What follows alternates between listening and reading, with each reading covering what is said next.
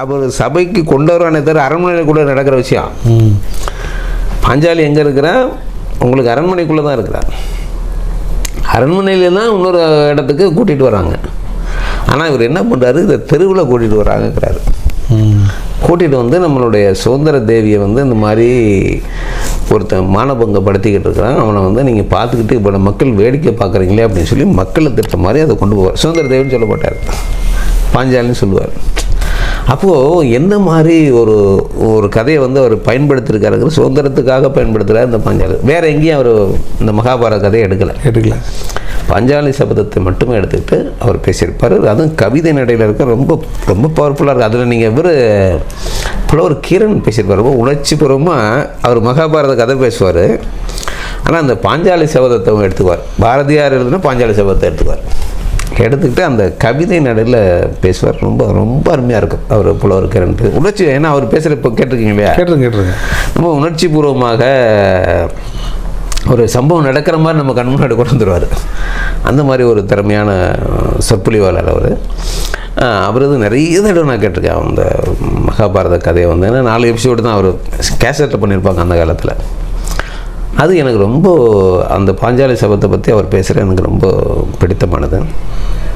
அப்போ ஒரு விஷயத்தை வந்து கன்வே பண்ணுறதுக்கு அவங்க கையாண்ட முறை, சுதந்திரத்துக்காக வந்து அவர் பாடுபடக்கூடியவங்கிறது தெரியுது. பாட்டெல்லாம் அது மாதிரியாக நிறைய எழுதியிருக்காரு. என்று தடியும் இந்த சுதந்திர தாகம், அன்று மடியும் எங்கள் அடிமையின் முகம்லாம் அவர் கவிதையிலே எல்லாத்தையும் பேசியிருக்காரு. அப்போ அவர் பாஞ்சாலி சபதம் பாரதியார் எழுதுகிறாருனாக்க ஏன்னு பார்க்கல மக்கள். அப்போ எவ்வளவு முக்கியமான கதாபாத்திரமாக அந்த பாஞ்சாலி கேரக்டருக்கு பாருங்கள். பாஞ்சாலி உருவாக்கப்பட்டது அர்ஜுனனை மணப்பதற்காகவும் துரோணரை கொல்வதற்காகவும் தான் இங்கே துருபதன் வந்து யாகம் செஞ்சு இவங்க 2 பேரும் அக்னியிலேருந்து கொண்டு வர்றாரு. அப்படியாப்பட்ட ஒரு பவர்ஃபுல் கதை. அதாவது இப்படித்தான் எனக்கு வேண்டும்னு பிள்ளை பார்க்குற மாதிரி அது. அந்த மாதிரி வந்து ஒரு பாஞ்சாலியும் துருபதனையும் யாகத்தின் மூலமாக கொண்டு வர்றார். இதெல்லாம் கதையில் சொல்லப்பட்டாலும் கூட விதியும் சூழ்நிலையும் எப்படி ஒன்றுடன் ஒன்று பின்னி செயல்படுது அப்படிங்கிறதுக்கு இந்த மகாபாரத கதை வந்து மிக மிக முக்கியமானது. சார், இப்போது கேட்ட நட்சத்திர கேரக்டர் வந்து நீங்கள் பாஞ்சாலின்னு சொல்லிட்டீங்க. பாஞ்சாலி பற்றி எல்லாருக்கும் எல்லாமே தெரியும். மகாபாரதத்துக்கு எல்லாமே அவங்கள பற்றி தெரியும். ஓகே.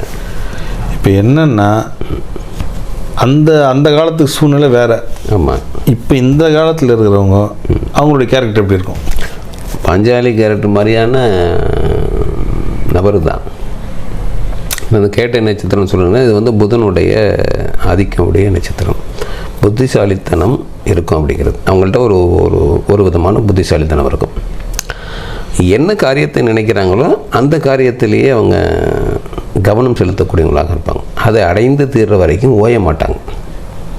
இது ஒரு கல்வி நினைக்கிறாங்கன்னு வச்சுங்களா, ஏதோ ஒரு செயல் நினைக்கிறாங்க, ஏதோ ஒரு பொருள் வேணும் அப்படின்னா அந்த எண்ணத்துலேருந்து மாற்றிக்கவே மாட்டாங்க. அதிலேயே பிடிவாதமாக இருப்பாங்க. அப்போது அந்த செவ்வாய்ங்கிற அதுக்கு தான் பிடிவாதம் நம்ம சொல்கிறது. அப்போ பாஞ்சாலியினுடைய அதே மாதிரியான விஷயங்கள்லாம் அவங்கள்ட்ட இருக்கும். ஒரு விஷயத்தை வந்து கேட்டு கிடைக்கல அப்படின்னா புலன்னு கண்ணீர் வந்துடும். ஆனால் இருந்தாலும் சரி, பெண்ணாக இருந்தாலும் சரி. சின்ன வயசில் நான் சொல்கிறேன், கொஞ்சம் மெச்சூர்ட் ஆனதுக்கப்புறம் இது மாறும். அதனால் சின்ன வயசில் வந்து பார்த்திங்கன்னா ஒரு விஷயத்தை அவங்க கேட்குறாங்கன்னா முதல்ல உறுதி வாங்கிடுவாங்க நம்மகிட்ட. ஒரு பொம்மை கேட்குறாங்க, ஒரு சாக்லேட்டு கேட்குறாங்க, இல்லை ஏதோ ஒன்று அவங்க கேட்குறாங்க அப்படின்னா என்ன பண்ணுவாங்கன்னா அது வந்து முதல்ல கேட்பாங்க. இது வாங்கி தருவீங்க கேட்டுருவாங்க. கேட்டதுக்கப்புறம் வாங்கி தரேன்னு நீங்கள் சொல்லிட்டீங்கன்னா எப்போன்னு நம்மளை வந்து டார்ச்சர் கொடுக்க ஆரம்பிச்சிருவாங்க. அதை அடைஞ்சதுக்கு பிறகு தான் திருப்தி ஆவாங்க. தூக்கத்தில் எழுப்பி கேட்டாலும் கூட அவங்க அந்த இதில் தான் இருப்பாங்க. அதனால் இவங்க பெரும்பாலும் சின்ன வயசில் ஒரு தடவை அட்டம்ப்டில் வந்து அவங்களுக்கு சரியான ரிசல்ட் கிடைக்கலன்னா அடுத்த அட்டம்ப்டில் என்ன பண்ணுவோன்னா காதோட காதாக வந்து கேட்பாங்க. பிறர் பார்க்கும்படியாக கேட்க மாட்டாங்க, காதோட காதை வந்து கேட்பாங்க. நம்ம இது வேணும். அவங்க செயலில் தான் கண்ணு கருத்துமாக இருப்பாங்களே தவிர சுற்றி என்ன நடக்குங்கிற பற்றியெல்லாம் கேர் பண்ண மாட்டாங்க. அவ்வளோ ஒரு தன்னுடைய செயல் மேலே அவங்களுக்கு அவ்வளோ உறுதியான இருக்கும். ஒரு பழக்க வழக்கங்களும் பார்த்திங்கன்னா ஒரு வித்தியாசமாக தான் இருப்பாங்க. ஒரு தனித்து அதாவது சுயநலவாதி மாதிரி தெரியும், ஆனால் சுயநலவாதி கிடையாது. திடீர்னு பார்த்திங்கன்னா ரொம்ப மற்றவங்களுக்கு செய்யக்கூடிய இதெல்லாம் ஆச்சரியப்படும்படியான காரியங்களை செய்யக்கூடியவங்களாக பெரும்பாலும் இருக்கும். விருச்சிக இலக்கணத்தினுடைய குணமாக இருந்தாலும் இந்த கேட்ட நட்சத்திரத்துக்கு இப்படி ஒரு குணங்களும் உண்டு. காரணம் வந்து இதனுடைய நட்சத்திர அதிபதி புதன் அப்படிங்கிறனால செவ்வாயும் புதனும் ஒரு காம்பினேஷன். செவ்வாய் ஒரு பெரிய ஒரு போர் கிரகம் சொல்கிறது, ஜோதிடத்தில் சொல்லணும்னா அது ஒரு போர் கிரகம். போர்கள் உருவாகிறதுக்கு காரணமும் செவ்வாயை தான் பெரும்பாலும் சொல்லுவாங்க. அது ஒரு ராசியில் போயிருக்காருன்னா எவ்வளோ நாள் தான் இங்கே இருக்காரோ அதுக்கு தகுந்த மாதிரியாக அந்த இடத்துக்கு தகுந்த மாதிரியான வேலைகளெல்லாம் அவர் செய்வார்.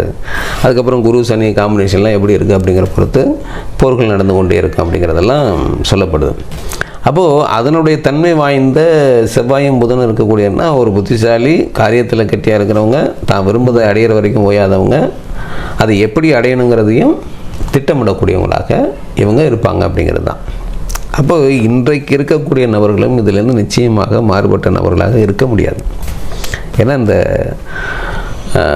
ஜோதிடத்தில் சொல்லப்பட்ட அத்தனை விஷயங்களும் இந்த விருச்சிக இலக்கணத்தில் பிறந்திருக்கக்கூடிய நபர்களுக்கும் அவ்வளவு பொருந்தக்கூடியதாக இருக்கும். ஏன்னா நம்ம ஜாதகம் நம்ம பார்க்குறதுனால ஒரு ஆயிரக்கணக்கான ஜாதகங்களை நம்ம வந்து ஒரு 10,000 ஜாதகத்துக்கு மேலே நம்ம எழுதி கொடுத்துருக்குறோம். அது இல்லாமல் ஒரு 20-30,000 ஜாதகத்துக்கு மேலே நம்ம இத்தனை ஆண்டு காலத்தில் நம்ம பார்த்து ஒரு அனலைசிங் பண்ணுங்க. அப்போது நம்ம சொல்லும்போது யாரும் இதிலேருந்து மாறுபடலை. 100க்கு 90 பேர் வந்து ஆமான்னு தான் சொல்லியிருக்காங்களே தவிர, ஏன்னா நான் சொல்லும்போது இந்த கதாபாத்திரங்களை மைண்டில் வச்சு தான் சொல்லுவேன். நீங்கள் இப்படி இருப்பீங்க, இப்படி ஆசைப்படுவீங்க அப்படிங்கிற சொல்லும்போது ஒருத்தர் கூட இன்ன வரைக்கும் மறுத்ததில்லை. அந்த மாதிரி அதனால் வந்து நம்ம இவ்வளோ தைரியமாக நம்ம பேசுகிறோம். நமக்கு வர கமெண்ட்டுகளும் பார்த்திங்கனாக்கா இதனோட ஒத்து தான் போதே தவிர யாரும் வந்து அப்படியெல்லாம் இல்லை அப்படின்னு இன்ன வரைக்கும் ஒரு நபர் கூட சொல்லலை. அதுக்கு காரணம் இந்த விஷயங்களை நம்ம வந்து அவங்களுடைய கதாபாத்திரத்தை பற்றி நம்ம பேசும்போது நீங்கள் இப்படி இருப்பீங்க, இந்த விஷயங்கள்லாம் நீங்கள் இப்படி செயல்படுங்க அப்படின்னு நம்ம சொல்கிறது தான் அது ரொம்ப சரியாக அவங்களுக்கு இன்னும் போய் சேரணும். யாராக போய் சேரணுமோ அவங்களுக்கு போய் சேரும். ஏன்னா நம்ம பெரிய மெனக்கட்டுறதே இல்லை. அது என்ன மற்றவங்களாக இருந்தால் இதை இன்னும் கொண்டு போகிறதுக்கு மெனக்கெடுவாங்க. நம்ம எப்படி சொல்லிக்கிட்டு இருக்கோன்னா, நம்ம 2 பேரும் இந்த உட்காந்து பேசுகிறோம், நமக்கு பிடிச்சதை பேசுகிறோம், அதை ஷூட்டிங் பண்ணிக்கிறோம். பார்க்குறவங்க பாருங்கள், பார்க்காதவங்களை பற்றி நமக்கு கவலை இல்லை. அப்படின்னால இன்ன வரைக்கும் இத்தனை எபிசோடுகளை வந்து பார்த்து நீங்கள் வந்து சப்ஸ்கிரைப் பண்ணுங்கள், அடுத்தவங்களுக்கு ஷேர் பண்ணுங்கள் அப்படின்னு எங்கேயுமே நம்ம ஒரு வார்த்தை சொல்கிறதில்ல. காரணம் என்னென்னு கேட்டிங்கன்னா, இது வந்து ஒரு ஆத்மார்த்தமான பதிவு, ஒரு எதிர்பார்ப்புடன் நம்ம செய்யக்கூடியதில்லை. நம்ம வாழ்நாளில் நம்ம ஒரு அனுபவத்தை நம்ம பெற்றிருக்கோம். நம்ம ஜோதிட மகாபாரதங்கிற ஒரு 2 பெரிய விஷயங்களை நம்ம பேசுகிறோம். இது மக்களுக்கு போய் சேரணுங்கிறது இன்றைக்கி சேரலாம், 10 வருஷம் கழித்து போய் சேரலாம், ஒரு 50 வருஷம் கழிச்சு சேரலாம், 1000 வருஷம் கழிச்சு கூட சேரும், கண்டிப்பாக சேரும். இப்போ திருக்குறளே உங்களுக்கு வந்து 2000 வருஷத்துக்கு அப்புறம் தானே அவர் இப்படி எழுதியிருக்காருங்கிற ஒரு விஷயத்தை நம்மளால் அறிந்து கொள்ள முடியுது. உங்களுக்கு எத்தனை வருஷம் எத்தனை யுகம் போனாலும் விருச்சிக இலக்கணம் தான். இந்த கிரகங்கள் இருக்கிற வரைக்கும் இந்த விருச்சிக இலக்கணம் இருக்கும், கேட்ட நட்சத்திரம் இருக்கும். இந்த மனிதர்கள் இப்படி தான் பிறப்பாங்க, அதிலெல்லாம் மாற்றமே இல்லை. அதை வந்து ஒருத்தர் வந்து மகாபாரதத்துக்குள்ளே கொண்டு வந்திருக்காரு, தெரிஞ்சு கொண்டு வந்திருக்காரா தெரியாமல் கொண்டு வந்திருக்காருல வேறு விஷயம். ஆனால் இதுவும் ரொம்ப ஒத்து போகுது அப்படின்னா உங்களுக்கு ஜோதிடத்துலேயும் நீங்கள் வந்து ஆழ்ந்த புலமை இருக்கணும், மகாபாரதத்து மேலேயும் உங்களுக்கு ஒரு அபரிதமான பற்று இருக்கணும். இது 2லையுமே நீங்கள் பற்று உடையவர், தெரிஞ்சுக்கிட்டவர். அதனால நம்மளால் பேச முடியுது. இன்னொரு நபர் இது 2 விஷயம் தெரியாத ஒரு விஷயம் மட்டும் தெரிஞ்ச நபருடன் பேசுகிறது ரொம்ப ரொம்ப கடினம். ஏன்னா அவங்களுக்கு கேள்விகள் நிறைய வரும். நீங்களே நிறைய பேரை நீங்கள் பார்த்துருக்கீங்க. அதனால தான் நம்ம வந்து இந்த பேசிக்கிட்டு இருக்கோம். நீங்கள் கேள்வி கேட்குறீங்க, கரெக்டாக வந்து கேள்வி கேட்குறீங்க. அது உண்மையிலே எனக்கு பெரிய சந்தோஷம். நீங்கள் மட்டும் இல்லைன்னா என்னால் இதை ரன் பண்ண முடியாது. சரி, நம்ம இப்போ இடைப்பட்ட காலத்தில் கொஞ்சம் நம்ம ஃப்ரீயாக இருக்க அந்த ஒரு லீஷர் பீரியட், அந்த ஒரு ரெஸ்ட்டில் இருக்கும்போது கூட ஆமாம் நம்ம இது சம்மந்தமாக தான் நம்ம பேசியிருக்கோம். கிட்டத்தட்ட ஒரு 15 ஆண்டுகளாமல் நம்ம பேசிக்கிட்டு இருக்கோம். நம்ம பேசிக்கிறோம். இப்போ தான் நம்ம ஷூட்டிங் பண்ணுறோம், ஒரு 3 வருஷமாக தான் நம்ம ஷூட்டிங் பண்ணுறோம்.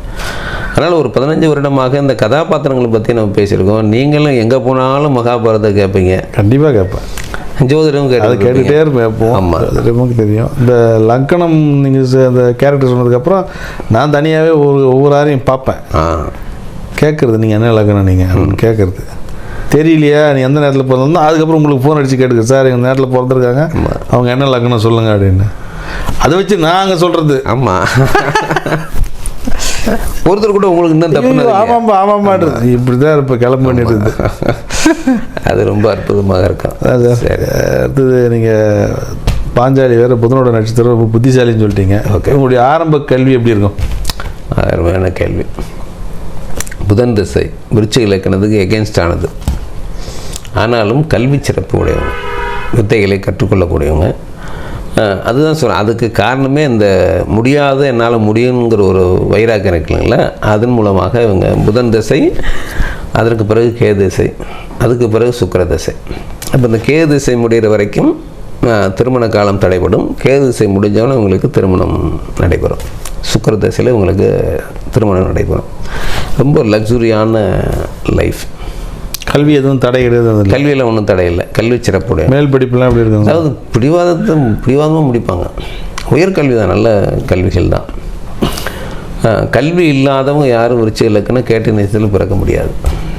நிச்சயமாக விருச்சிக இலக்கணம் கல்வி தடை இல்லாத. ஏன்னா வைராக்கியம், என்ன கஷ்டம் வந்தாலும் நான் படிச்சிடுவேன் அப்படிங்கிற ஒரு இது இருக்கும் அவங்கள்ட்ட. பிறக்கும் போதே செல்வாக்கோடு பிறக்கிறவங்க தான் பெரும்பாலும் இருப்பாங்க. இடையில் ஒரு பெரிய தடைகள் ஏற்படும், அதுலேருந்து மீண்டும் வருவாங்க. அது அதனால் கல்வி தடை ஒன்றும் பெரும்பாலும் இல்லை. முயற்சி கடுமையாக செய்து கல்வியை பயிலக்கூடியவங்க, பாராட்டையும் பெறக்கூடியவங்க, அழகான தோற்றம் உடையவங்க. லக்னத்திலேயே சுக்கிரன் இருந்துட்டால் பிறரை கவரக்கூடிய தோற்றம், அதிகார வாக்குடையவங்க அப்படிங்கிறதெல்லாம் அவங்களுடைய ஜாதகத்தினுடைய அடிப்படையில் அதெல்லாம் இன்னும் ரொம்ப நல்லாமே அவங்கவுங்க ஜாதகத்தில் தான் தெரியும். விருச்சிக லக்னமாக இருந்தாலும் அவங்களோட ஜாதகத்தில் மற்ற கிரகங்கள், இப்போ சூரியன் வந்து 10ஆம் இடத்து அதிபதி அவங்களுக்கு. அப்போது அரசினுடைய வேலைகள்ங்கிறது அவங்களுக்கு மிக எளிதாக கிடைக்கும். அந்த முயற்சியும் வெற்றி அடையும். 2ஆம் இடத்தது குரு அவங்களுக்கு. விருச்சிக லக்னத்துக்கு 2ஆம் இடத்தது குரு, தனுசு ராசிக்காரர். அந்த தனுசு ராசி சம்மந்தப்படும். அப்போ வாக்குக்கு ரொம்ப மரியாதை கிடைக்கும். அவங்களுடைய வாக்குக்கு அதிகாரம் உடைய வாக்காக இருக்கும். 5ஆம் இடத்ததிபதி குரு அப்படிங்கிற ஒரு பெரிய பவர்ஃபுல். இப்போ பாக்கியஸ்தானத்தது சந்திரன், ராஜலக்னம். தந்தை வந்து உயர்ந்த பொசிஷனில் இருக்கக்கூடியவராக இருப்பார். 11ஆம் இடம் புதன் அவங்களுக்கு. லக்னாதிபதி அந்த திசையிலேயே அவங்க வந்து பிறந்தவங்களாக இருக்கிறாங்க. அப்போது பிறரிலிருந்து ரொம்ப தனிப்பட்டு தெரியக்கூடிய விதமாக உங்களுடைய கல்வி நிலை இருக்கும். பாராட்டை பெறுவதனாலும் உச்சபட்ச பாராட்டை பெறக்கூடியவங்களாக இருப்பாங்க. விளையாட்டுத்துறையை எந்த துறையில் அவங்க ஈடுபட்டாங்கனாலும் அதில் முதன்மையாக வரக்கூடியவங்களாக இருப்பாங்க. அதனால் கல்வி சிறப்பு மிகச்சிறப்பாக தான் இருக்குது. வேறு என்ன கேட்குறது? அடுத்தது வேலை தான். வேலையெல்லாம் ராஜபோக வாழ்க்கை தான். கடல் கடந்து செல்லக்கூடியவங்களாக இருப்பாங்க. அதாவது கடுமையான முயற்சியாளர். விருச்சிகத்தை பொறுத்த வரைக்கும் உங்களுக்கு ரொம்ப கடுமையாக முயற்சி செஞ்சு ஒரு பொசிஷன் அடைஞ்சிருவாங்க. இவங்க செய்யக்கூடிய அந்த பணியை மற்றவங்களால் செய்ய முடியாது. அந்தளவுக்கு வந்து ஒரு கடுமையாக உழைத்து என்னை விட இன்னொரு ஆள் முடியாது அப்படிங்கிறது தான். அதுதான் பாஞ்சாலி கதையிலையும் உங்களுக்கு இருக்குது. அது வரைக்கும் 5 திருமணம் பண்ணதாக ஒரு பெண்ணு கிடையாது, அதற்கு பிறகும் கிடையாது. மகாபாரத கதைக்கு பிறகும் 5 மணந்தவங்கன்னு ஒரு ஆளை வந்து இன்ன வரைக்கும் பார்க்க முடியாது. அப்போ சாத்தியமா அப்படின்னா ஒரு எவ்வளோ வியப்பு இருக்குது பாருங்கள். அதுக்கு அப்போ ஏகப்பட்ட காரணம் சொன்னாங்க. இந்த பஞ்சபூதங்கள் அடிப்படை அதெல்லாம் சொன்னாங்கனாலும் கூட கதைக்கு அவங்க சொல்கிறாங்க. ஆனாலும் இந்த மாதிரி அவங்களால வாழ முடியும், மற்றவங்களேருந்து வித்தியாசமாக என்னால் இருக்க முடியும் அப்படிங்கிறது இவங்களுடைய குடும்ப வாழ்க்கை வந்து அந்த மாதிரியாக ஒரு விசித்திரமாகத்தான் இருக்கும். 5 நம்ம சொல்லிடக்கூடாது, அதெல்லாம் தப்பாக போய்டும் உங்களுக்கு. அப்புறம் 5 மனைவியை கல்யாணம் பண்ணிக்கிறாருன்னா ஆணை சொன்னாலும் சரி, நீங்கள் பெண்ணை சொன்னாலும் சரி, அதெல்லாம் தவறான முறையாக போயிடும். ஆனால் இப்படி வேணாலும் சொல்லலாம். ஒன்றுக்கும் மேற்பட்ட திருமணம் நடக்கிறதுக்கு வாய்ப்புடையவங்க விருச்சிகம். திருமணம் செய்யாமல் இருப்பவர்கள் நிறையா இருப்பாங்க.